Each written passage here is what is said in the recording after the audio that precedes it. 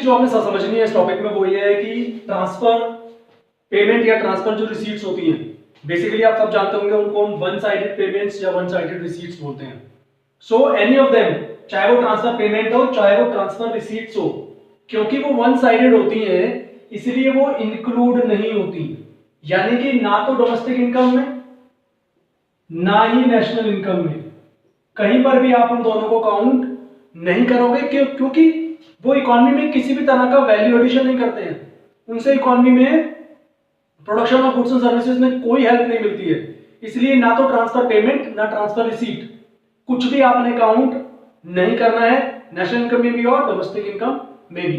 For example, gift by an employ to employ on Diwali, एक employer ने अपने employees को दिवाली पे गिफ्ट दिया, now it is a one sided payment, it's a transfer payment, not counted at all. Financial help to flood victims, scholarship given by the government, ये जो पहले तीन एग्जांपल आप देख पा रहे हो ये तीनों की तीनों ही ट्रांसफर नेचर की हैं, ट्रांसफर पेमेंट्स हैं, इसलिए वो ना तो डोमेस्टिक इनकम में और ना ही नेशनल इनकम में किसी में भी काउंट नहीं करनी है आपने। बट यही बात मैंने एक और एग्जांपल लिया, बोनस टू एम्प्लॉइज, एम्प्लॉयर ने अपने एम्प्लॉइज को बोनस पे किया, now it is not a transfer income, it is a part of compensation of employees, therefore it will be taken domestic में भी और नेशनल में भी। अब बात करते हैं नेक्स्ट की, वो है इंटरेस्ट पेड। इंटरेस्ट के पॉइंट्स में भी बड़ी सारी कंफ्यूजन रहती है स्टूडेंट्स को, तो यहां पर मैं आपको क्लैरिफाई करता हूं कि इंटरेस्ट तीन एंटिटीज आपने काउंट करनी है इंटरेस्ट के लिए, एक है हाउस होल्ड्स, प्रोडक्शन यूनिट या गवर्नमेंट। याद रखिएगा जो भी हाउस होल्ड इंटरेस्ट पे करेंगे वो सारा की सारा एक नॉन फैक्टर पेमेंट है, क्योंकि हम लोग जो भी चीजें कंज्यूम करते हैं उस पर अगर हम इंटरेस्ट पे कर रहे हैं तो वो जो कंजम्पशन है हमारी वो सिर्फ कंजम्पशन है, मतलब उससे इकोनॉमी में कोई वैल्यू एडिशन नहीं करते हम लोग।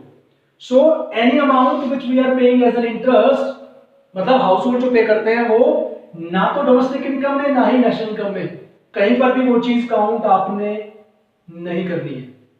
दूसरी तरफ अगर प्रोडक्शन यूनिट को इंटरेस्ट पे करते हैं, अब प्रोडक्शन यूनिट ने लोन लिया होगा तो वो ऑफ कोर्स प्रोडक्शन पर्पस के लिए लिया होगा, तो उन्होंने इकोनॉमी में कुछ ऐड ऑन किया है, कुछ हेल्प किया production of goods and services में, so it is a factor payment, इसीलिए वो डोमेस्टिक और नेशनल दोनों में आएगी। अब बात करते हैं गवर्नमेंट की। गवर्नमेंट भी दो तरह के खर्चे करती है, एक होता है कंजम्पशन के लिए, एक होता है इन्वेस्टमेंट पर्पस से।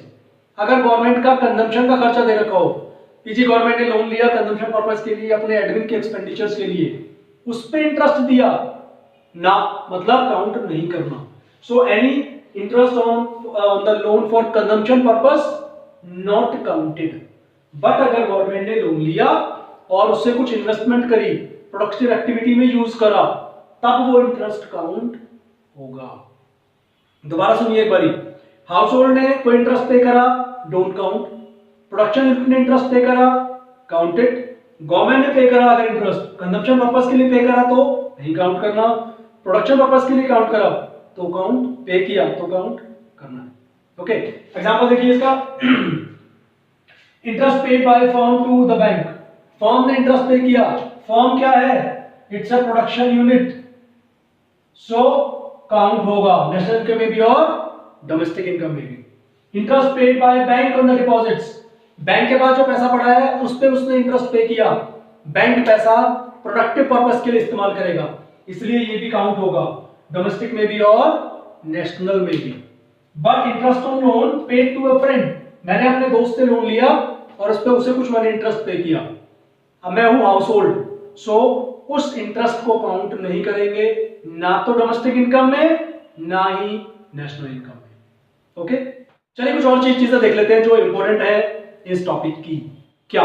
पहली चीज, financial assets like shared debentures या second hand goods, second hand goods की सेल परचेज या फाइनेंशियल एसेट्स की सेल परचेज जैसे कि शेयर्स या डिबेंचर्स, उनसे इकोनॉमी में किसी भी तरह का वैल्यू एडिशन नहीं होता है, इसीलिए ना तो सेकंड हैंड गुड की सेल परचेज ना ही फाइनेंशियल एसेट्स की सेल परचेज आपने काउंट करनी है, मतलब कि ना तो उन्हें नेशनल इनकम में लेना है और ना ही डोमेस्टिक इनकम में लेना है।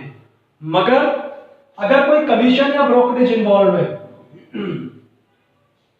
कमीशन और brokerage which you have paid on sale or purchase of any of the financial assets or second hand goods that will be taken. Next point is imputed value like interest on own capital. Imputed value का मतलब होता है estimated value. जैसे businessman ने अपना ही पैसा अपनी capital business में इन्वेस्ट कर रखी है तो वो चीज काउंट होगी, उसका इंटरेस्ट काउंट होगा। वैसे ही imputed value of the owner occupied houses या इंप्यूटेड रेंट, जिस घर में मैं रहता हूं मैं वैसी ही सर्विसेज अवेल कर रहा हूं बिल्कुल जैसी मैं एक रेंटेड घर में अवेल करता, इसीलिए उसको काउंट करेंगे नेशनल इनकम के अंदर भी और डोमेस्टिक इनकम के अंदर भी। तो याद रखिएगा imputed values are counted in national income. अगर देख लेते हैं वो है goods produced for self consumption.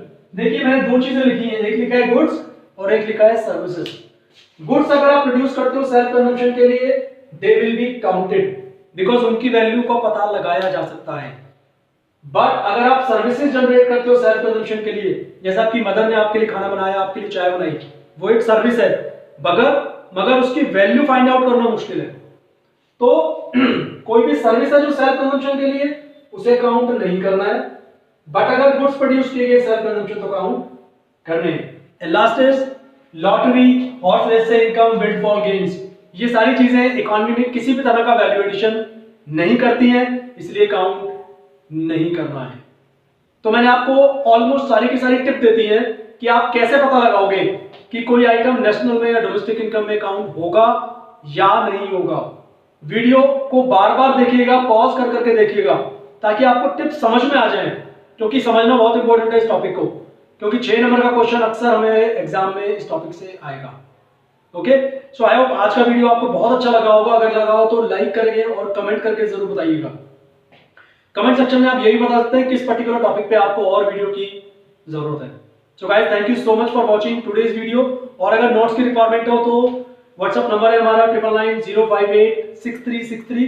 इस नंबर पे आप मुझे कांटेक्ट कर सकते हैं नोट्स के लिए। So thank you so much again, see you in the next video, take care, bye bye.